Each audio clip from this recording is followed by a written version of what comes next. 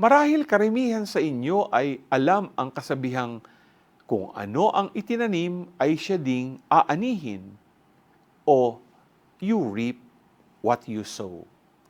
Sa isang magsasaka, hindi lamang ang klase ng binhi ang dapat na isaalang-alang, kundi pati ang klase ng lupa na pagtatanim ay mahalaga din. Sa gospel natin ngayon na ikwento ni Jesus ang parable of the sower, kung saan may iba't ibang lugar na napaglalaglagan ng mga punla at iba-iba rin ang paraan ng pagsibol ng mga ito.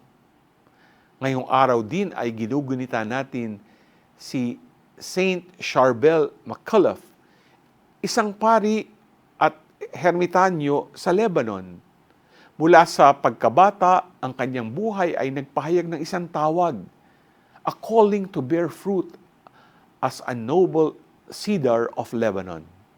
Tinuro niya ang halaga ng kahirapan, pagsasakripisyo sa sarili at panalangin sa paraan ng kanyang pamumuhay. Naging mabunga ang punla ng pananampalataya at pagmamahal niya sa Diyos. Kaya hinahamon tayo ngayon, katulad ni Saint Charbel, na gawing mabunga ang pananampalataya na punla sa atin noong tayo ay mabinyagan. G ka ba?